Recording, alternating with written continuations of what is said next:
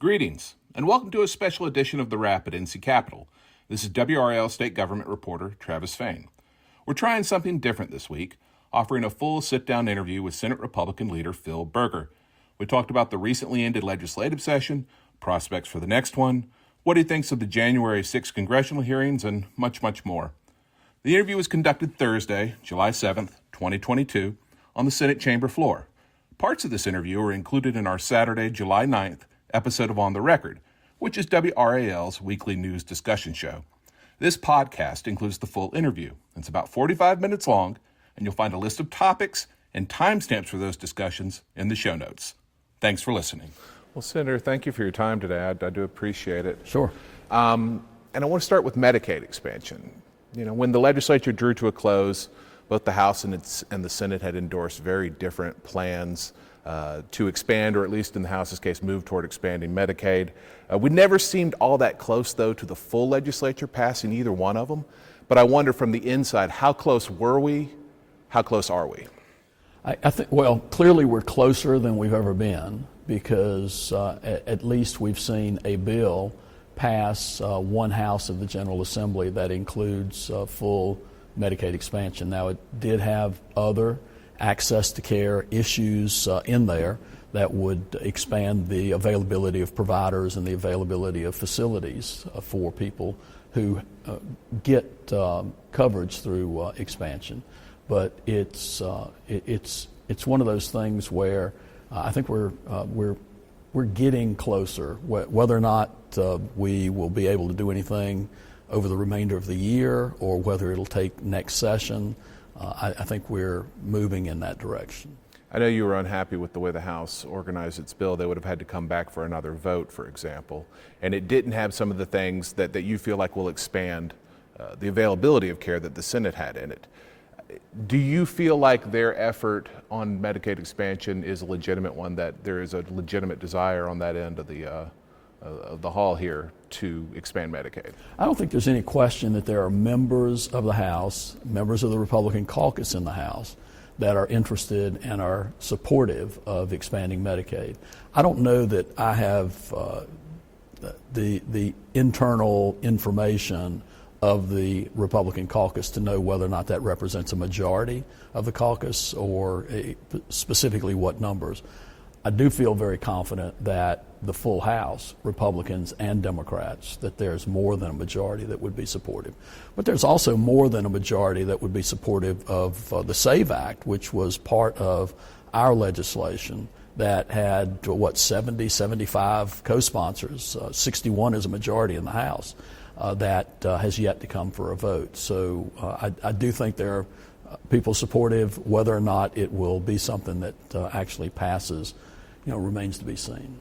Walk me through your own evolution on Medicaid expansion. As recently as November, you were saying, it's not good policy.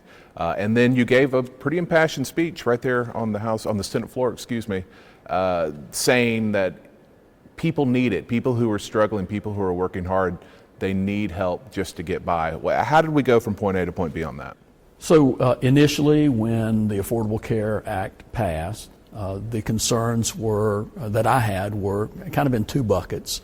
One bucket was whether or not we were creating some bad incentives for folks, a social program that encouraged people not to work.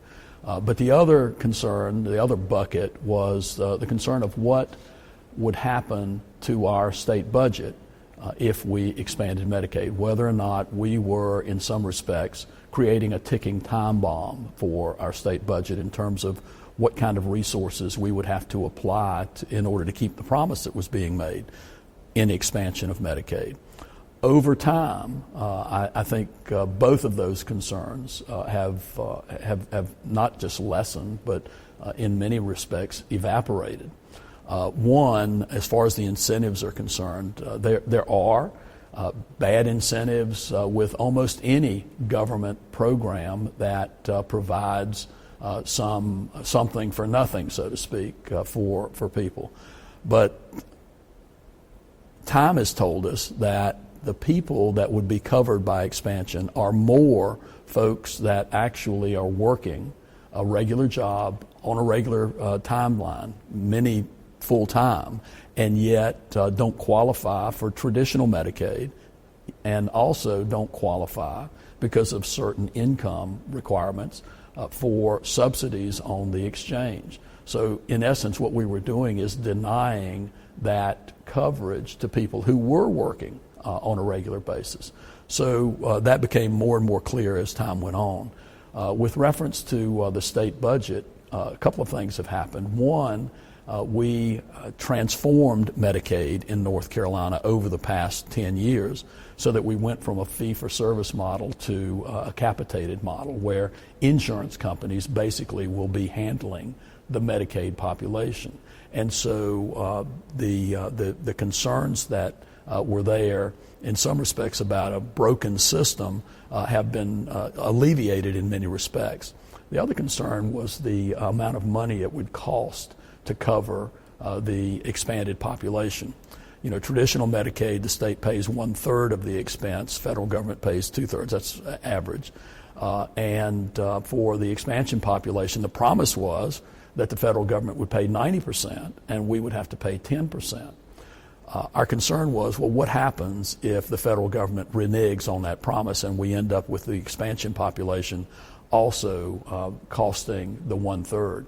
That could devastate the state's budget. Well, over time, what we've seen is a situation where you've had Republican presidents with Republican majorities in Congress, Republican presidents with Democratic majorities in Congress, Democratic presidents with Democratic majorities, Democratic presidents with Republican majorities, and the percentage on expansion has not changed. I believe, and I think it's pretty clear, that the 90-10 split is baked in.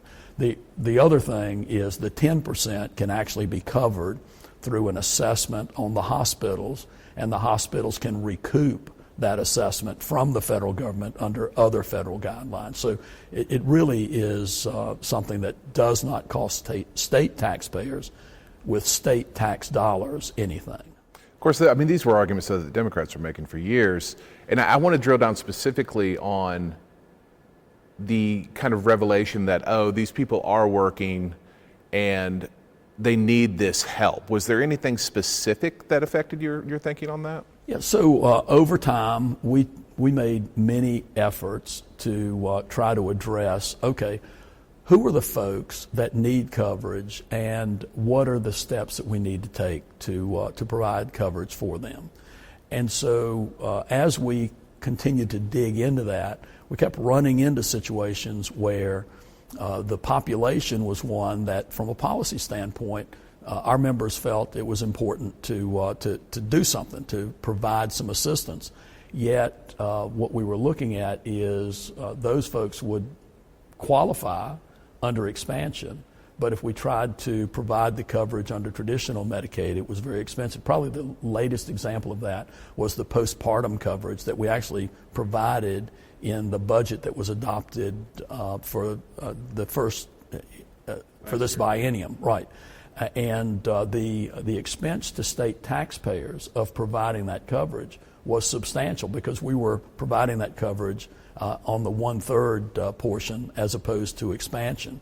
So that was kind of the latest example of seeing that providing coverage for people that Republicans felt should be covered was something that through expansion could be handled in a way that was beneficial to state taxpayers. I want to talk about abortion. What do you think of the governor's executive order that he signed this week? It among other things, it forbids cabinet agencies from requiring a pregnant employee to travel to a state where abortion is illegal in case there's an emergency. It forbids agencies from cooperating with officials in other states if they want to prosecute women who travel here for abortions. What do you think of that executive order? I think what the governor did is sign an executive order in order to provide some cover for a political event. I don't know that there are any examples of those sorts of things happening or proposed to happen in North Carolina. Yet I do know that when the governor used the executive mansion as a backdrop for this event, The second speaker at that event was a political operative from New York who basically pledged to provide hundreds of millions of dollars in campaign contributions to Democratic candidates. Also know that the other participants in that were candidates, not necessarily elected officials, but candidates for political office, all of whom were Democrats. So it was a political event, and nothing more, nothing less. Policy-wise, right now we've got a 20-week ban in the law. It's been blocked by a federal court order, but we expect that to be lifted. We expect North Carolina to have a ban after 20 weeks, except for in cases of a medical emergency. If voters give Republicans a supermajority, though, in November, what sort of policies would you pursue on abortion? Would you seek to push past the 20-week ban? Would you enact more restrictions? Yeah, so I have talked to my members about what was going to happen if the Supreme Court did what they ultimately did, which is basically punt the issue to the state legislatures about what they think North Carolina law should be. I urge them to talk to their constituents. I don't know that there's a specific answer to your question as to what will happen. But I do know that folks are thinking about it. I think the important thing for folks to know now is that North Carolina law, which was actually enacted in response to the Roe versus Wade decision, it was enacted in 1973, provides that in North Carolina abortions are allowed up to 20 weeks of pregnancy. After 20 weeks, they would still be allowed if there was per the statute, certain medical emergencies. I think that's where we are now. We'll see whether or not the members of the legislature, when we get back in January, think that it needs to be the same or different, and if so, different, how different. The governor said this week that he fears a Republican supermajority would try to pass restrictions with no exceptions for rape or incest or the mother's life, making criminals out of doctors. I think voters would like to know before November where Republicans generally stand on this issue specific to North Carolina's laws. Right, and I would suggest that folks ask the candidates that are in their district. I don't know that I can speak for every Republican member of the legislature. I will tell you that my personal views on the issue are that there should be an exception for rape, or there should be an exception for incest. I believe that like many of the European countries, there likely should be a period of time post-conception where the mother should have some autonomy in terms of what takes place. But I also believe that at some point, society and the law should have a role in protecting the life of the fetus. Now, where that point is, I think is something that we're going to have some conversation about. But I would urge people not to listen or believe the scare tactics similar to what the governor is throwing out there from Democratic politicians. I think most people in North Carolina are somewhere between the extremes. I don't believe they're at the extreme that Governor Cooper is at. I also don't believe that they're at the extreme of folks who would outlaw all abortions no matter what. That 20-week ban, it polls relatively well. I think we had it at around 57% in a poll that we did. I mean, how likely is it that we stay there? I know the NC Values Coalition is going to push for more restrictions. I know a lot of your members are going to want more restrictions. Is there anything you can tell us? So, Travis, there's also going to be a push from folks like Governor Cooper and the Democratic legislators that that he's supporting for allowing abortions up to the moment of birth. Remember, we passed legislation that would have provided that medical professionals should provide care for a child that was born after an abortion was attempted. And Democrats voted against that. The governor vetoed that bill. So I would say that folks need to be aware that there are extremes on the other side of this that we need to avoid as well. Does that mean you would be aiming for some middle ground? I think, as I said, I think the majority of the people in the state of North Carolina are somewhere between the extremes. I think I've articulated that I am somewhere between the extremes. I think that that is certainly where I would be. Remember, it takes 26 in the Senate to pass legislation. I represent one vote. To be fair, though, you have sway over other members. But I'll move on. I want to ask about transportation funding. Sure. In this last budget that passed, that we're waiting to see if the governor will sign it or not, the plan was to shift a bit of sales tax revenue toward road construction, 2% in the first year, then 4%, then 6%. Once it hits that 6%, I believe it's $628 million a year, so real money. Does that fix, for lack of a better word, our transportation funding issues going forward in North Carolina? Do you see it as something that would be layered onto? Do you see it going above 6%? What's the longer term plan there? We, for a long time, have had a need to address the long-term needs that the state has for transportation infrastructure funding. I like to tell people that when I was first elected to the General Assembly, I was appointed to the Transportation Committee, and 22 years ago, Travis, folks were talking about we need to do something long-term about the shortfall that we have in transportation funding. Until this provision in this budget, we really have not taken a substantial step in that direction. Does it cure or solve the problem? No. Does it make a pretty sizable dent in the problem? I think so. And it is something that I'm really sort of surprised that not more people have recognized it as a very substantial movement in what I would consider to be the right direction. What rules will there be? This will be primarily for road construction, yes? I mean, the Senate at least has a reputation as being pretty anti-transit.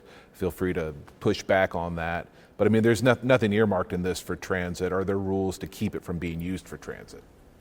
It's basically additional money that goes into the regular transportation formula, and some actually goes into what's called general maintenance reserve, which is money that takes care of fixing the existing infrastructure that we have. On guns, are there any policies you would like to see change? We keep having these mass shootings. It seems like the same story over and over again, the same weapon over and over again. Are there any policies that you would change? I don't know at the present time that there are policies in North Carolina that the changes being proposed would have prevented the most recent incident. And my understanding is that Illinois has some of the more restrictive gun possession and gun acquisition laws in the nation. Yet this kid bought the weapon that he used legally in Illinois, and there was nothing. I believe they've got red flag laws. I think they've got other restrictions that we don't have in North Carolina. So I think the question is what can be done that would effectively address the problem with somebody that has some sort of animosity or some sort of mental problem having access to a weapon like that. I think the most effective thing we can do is try to beef up some mental health services, try to make sure that when people see something, they say something. Because one of the common things that it appears to me from reading the reports about these incidents is that invariably the person that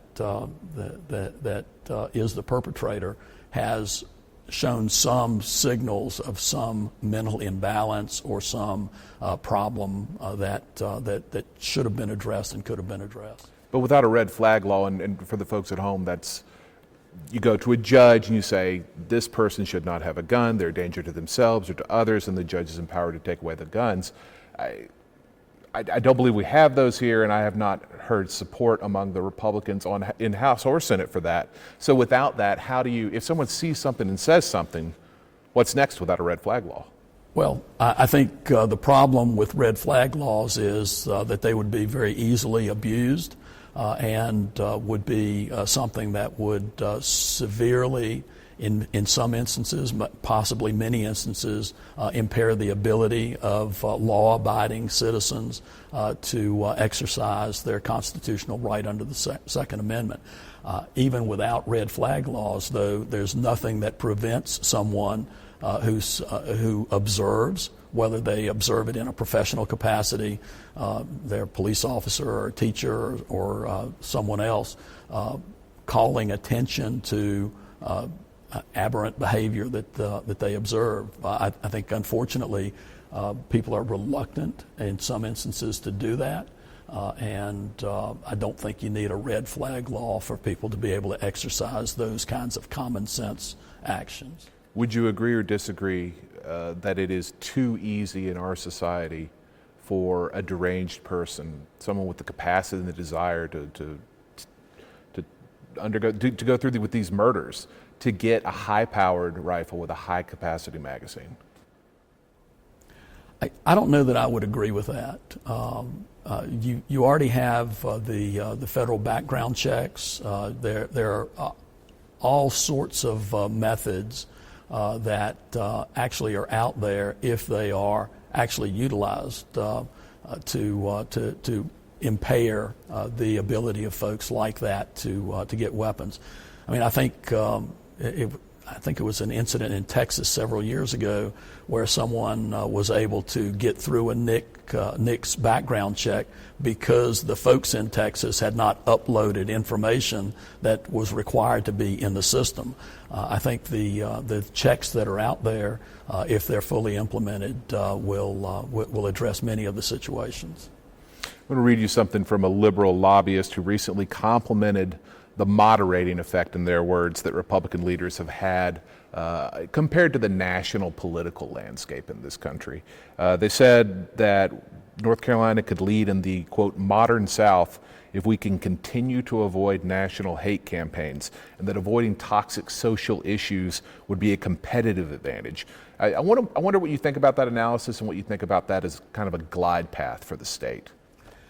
You know, I think if you look over the past 12 years of what has occurred in North Carolina, you can only come away with a conclusion that the policy decisions that have been made over the past 12 years have inured to the benefit of the vast majority of people in the state.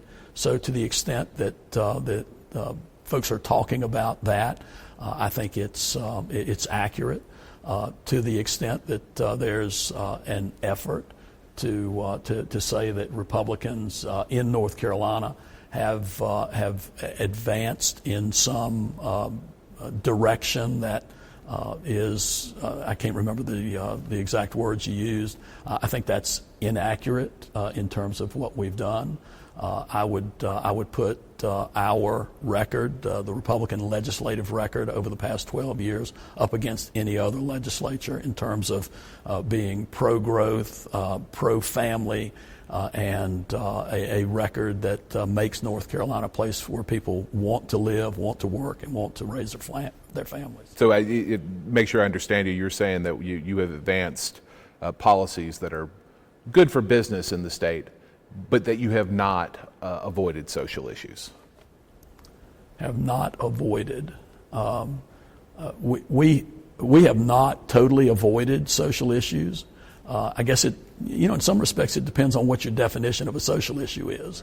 There are social issues of the left that weren't the case that we were not, Republicans were not in a majority that would be pursued in North Carolina as they have been pursued in other states. Looking ahead to 2024, Lieutenant Governor Mark Robinson is the only known Republican running right now for governor. Do you expect to support him? Do you think he would make a good governor? I clearly expect to support the nominee of the party. At this time, Lieutenant Governor Robinson is, as you indicated, the only individual out there that appears to be pursuing the Republican nomination.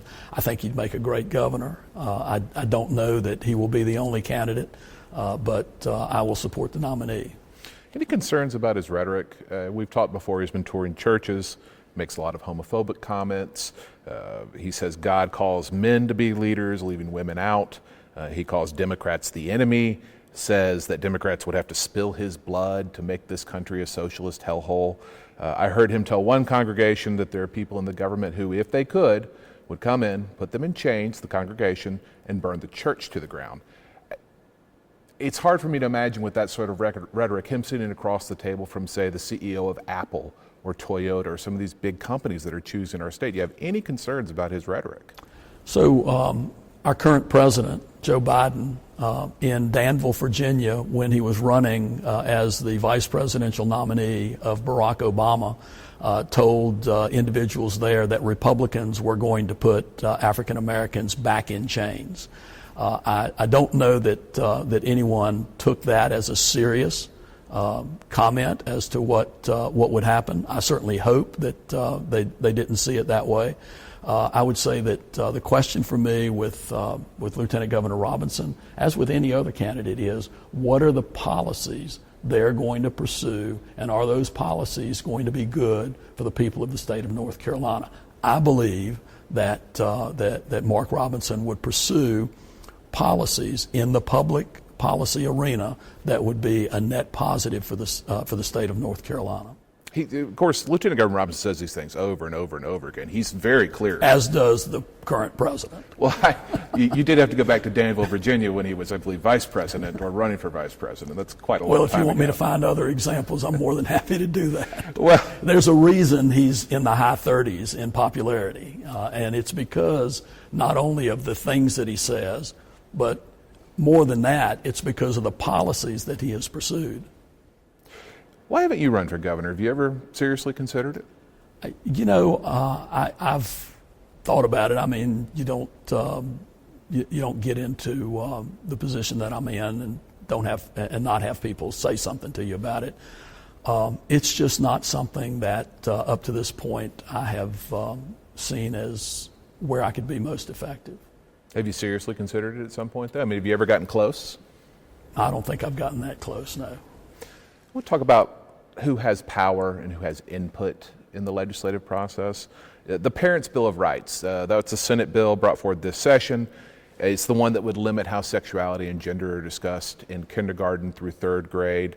But it also had a section of the bill that would apply kindergarten through high school, saying that if a student was questioning their identity, their sexual identity, and the educator found out about it, they would have to tell the parents. You supported that, but the criticism is that not everyone has supportive parents. There may be a high school kid who does not want to be outed to their parents, that it could even put them into danger. And the question I'm coming to here is, as that bill was being put together, did anyone on your side speak to a gay person, someone who was closeted in high school, for example, about, well, all right, how would this play out in the real world? Are those conversations happening?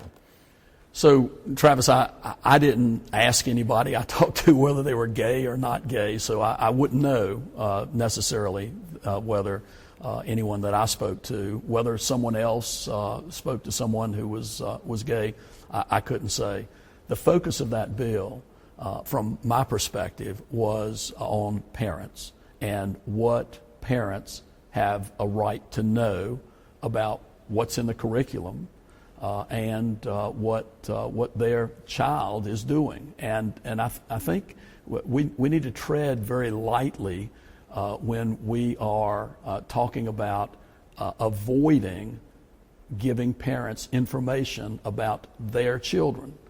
And so I think it's really a problem when so much focus has been on we don't want parents to know. I think that's not good for the public schools. I think it creates an era of suspicion on the part of parents as to what's going on. One of the things that happened during COVID was parents, for the first time, really got an ability to look at what was happening in the public schools, and in large measure, they were not very happy about what they saw. And so I think giving parents more information. The other part of the bill... I want to push back just a little bit on that. I'm not sure a large measure of parents were unhappy. The other part of the bill is the question of what is age appropriate for children in school. We have for a long time had statutes on the books that allow for the teaching and require the teaching of education on sexual matters, but only once the student is at an age-appropriate place. What the bill said was that it is not age-appropriate for discussions of certain things for kindergartners, first graders, second graders, or third graders. I beg to differ with anyone who thinks that it's an appropriate thing to have in the curriculum sexual orientation for children that are that young. Go ahead. Well, I would suspect that part of the bill would poll fairly well. It might not pass, but it was the other section really that I was curious about. But I think you've addressed the question, and I'll move on. On the pandemic, you've hinted that in the next session there may be some changes to public health laws. Particularly, you've said that the executive branch had too much power as we went through the pandemic. What would those changes look like? Don't know. It depends on the legislative process. I do know that there needs to be an assessment of the kinds of steps that were taken in response to the pandemic. I think early on, everyone would agree that we didn't know what we were dealing with, and so I think a lot of latitude was given to the executive branch. I think, unfortunately, as opinions about what needed to take place became more fixed on one side or the other, we did not allow the ordinary political process to take place, and that ordinary political process would be that legislative bodies set policy for the state and executive branches execute those policies. I think, unfortunately, what we saw was the executive branch assume an outsized role in long-term decisions about what policy should be, where that's appropriate in an emergency in the first stages of an emergency, but longer term, I think it's more important to have more people involved in what should be taking place. And with the bill that passed, that I believe goes into effect at the end of this year, has that been addressed, or are there still some structural changes that you'd like I think it's been addressed in some respects. I think we need to look at it a little more carefully to see if there's some other things that need to be done. Can I assume you plan to redraw congressional districts ahead of the 2024 elections? I don't think there's any question that the court order says that these are temporary congressional maps. Do you know when? The Speaker wants to do it in December. You have said no. Would you wait until a new legislature is seated? That would be my preference, yes. Okay. Any desire to redraw the state legislative districts as well? It seems to me the Constitution forbids that, limits it to once every 10 years absent a court order, but there are some people who say, no, there's a way. I mean, any desire to redraw the state legislative districts? I think what we are running under now are legislative districts that were imposed based on the courts, assuming what I consider to be an oversized influence on that process. Whether or not we will or can redraw those districts really is an open question at this point. Interesting. Which brings us to the U.S. Supreme Court, which has said it would take up Moore versus Harper, which would take away state courts' power across the country, not just in North Carolina, to throw out election maps that legislatures draw and to declare unconstitutional voting laws you pass. That's a case that, of course, comes from here in North Carolina. A number of election experts say this would be a real departure from the way things have been done for a very long time. Could open the door wide for gerrymandering, voter suppression laws from either party.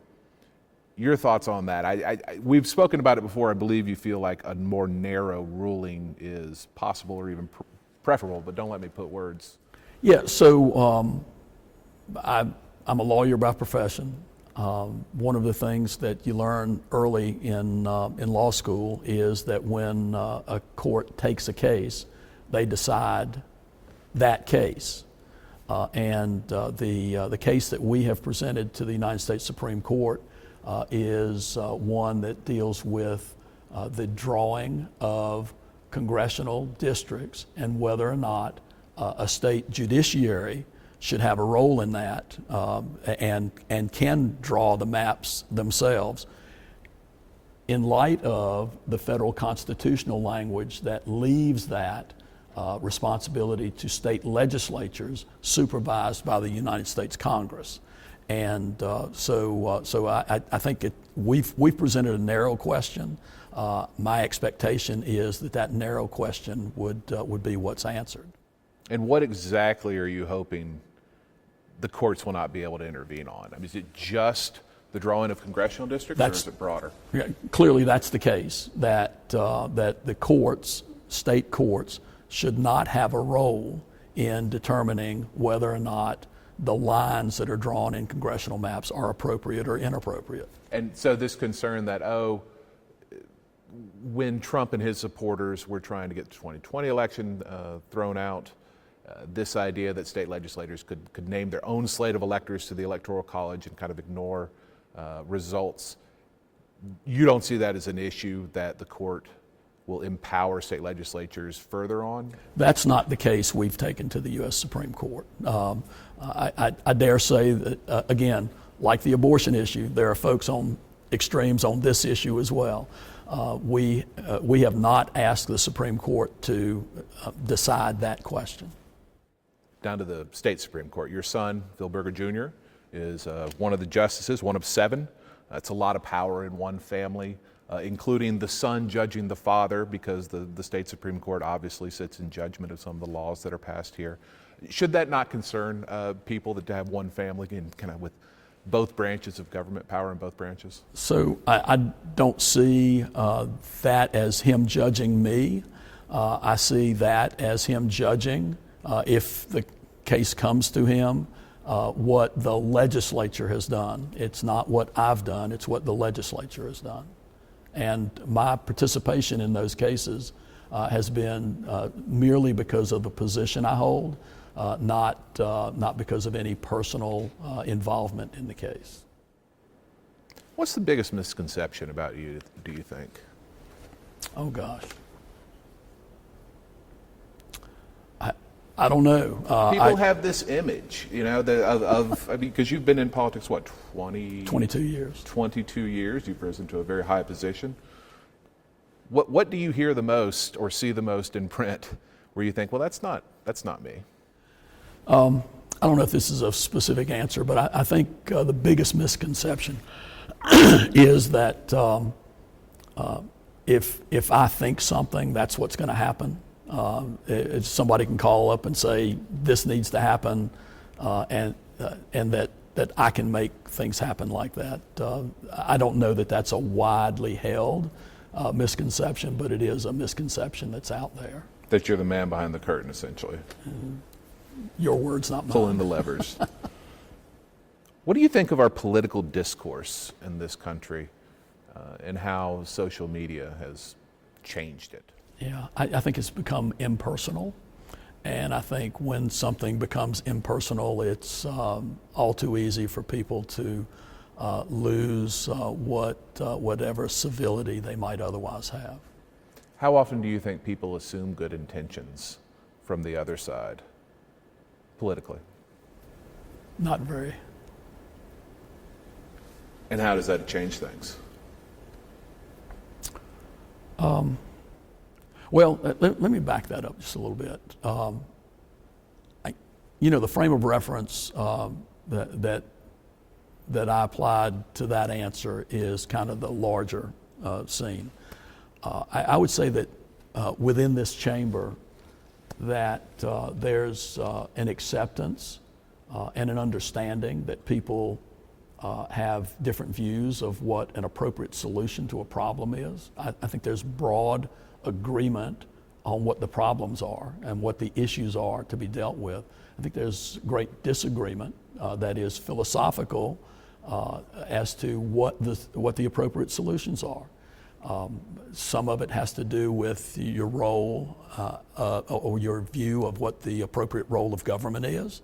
Some of it has to do with someone's role of what freedom means, and I think within this chamber, whether you're a Republican or you're a Democrat, least my experience has been, people approach disagreements as disagreements that have more to do with a different approach or a different philosophy than some ulterior motive or some animosity.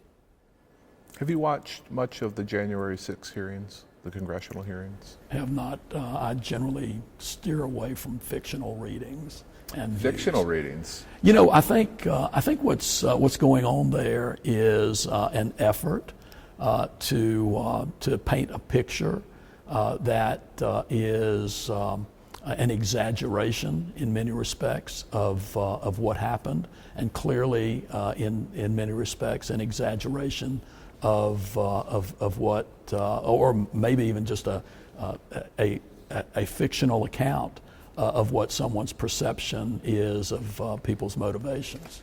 I want to read to you though, Judge Michael Lutig, who was a very well-respected conservative judge, who spoke to the hearing. He said, Donald Trump and his allies and supporters are a clear and present danger to American democracy. That's not because of what happened on January 6th. It is because to this very day, and I'll skip a little bit, if the former president or his anointed successor as the Republican presidential candidate were to lose the 2024 election, they would attempt to overturn that election. I mean, so that's pretty serious right there. My recollection is that there were efforts when George W. Bush was elected president on the part of Democrats to, quote, overturn that election. There were statements made by former candidate Hillary Clinton that the election of Donald Trump in 2016 was illegitimate in some respect. There have been continuing statements from Stacey Abrams, who was a candidate for governor in the state of Georgia, that her election was or her failure to win the gubernatorial election 4 years ago was somehow tainted and should not have been recognized.